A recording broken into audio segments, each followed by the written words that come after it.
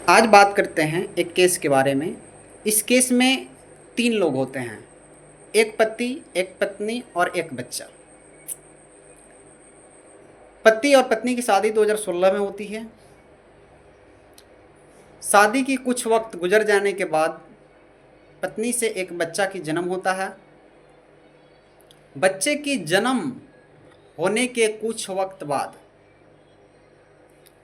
पति और पत्नी में आपसी विवाद होता है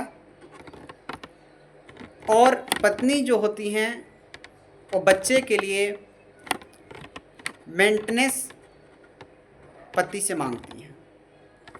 इस अवस्था में पति खर्चा देने से मना कर देता है। पत्नी जो होती हैं वो न्यायालय जाती हैं और भारतीय न्याय सुरक्षा संहिता BNSS की धारा 144 के अंतर्गत भरण पोषण की यानी कि मेंटेनेंस की केस फाइल करती हैं। इस केस में जज साहब सुनवाई करते हैं और दोनों पक्ष की दलीलें सुनी जाती है। पत्नी का कहना होता है कि इस बच्चे के लिए मेंटेनेंस चाहिए और पति का इस अवस्था में कहना होता है कि हम इस बच्चे को मेंटेनेंस देंगे ही नहीं।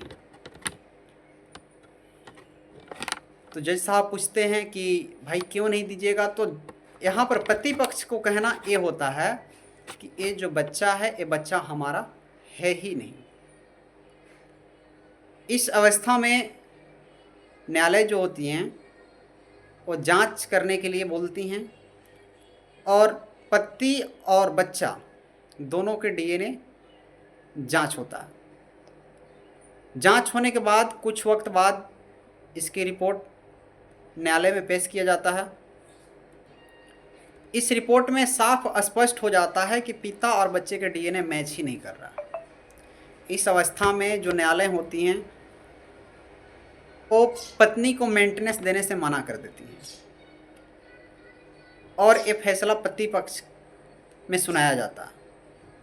पत्नी जो होती हैं इस बात से हार नहीं मानते हुए सुप्रीम कोर्ट तक जाती हैं और सुप्रीम कोर्ट में इनकी केस की सुनवाई होता है।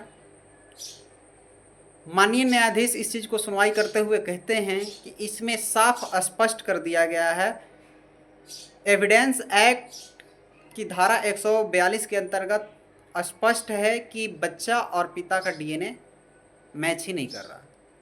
तो इस अवस्था में पिता को मेंटेनेंस की बोझ नहीं दिया जा सकता है। ये जो फैसला होता है ये पति पक्ष में सुनाया जाता है और पत्नी पक्ष की जो केस होता है उसे खारिज कर दिया जाता है।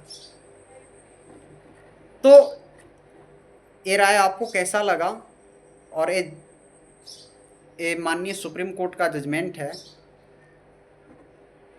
इस बात पर आपकी क्या राय है कमेंट बॉक्स में ज़रूर बताइएगा और वीडियो को लाइक शेयर कमेंट करना ना भूलिएगा।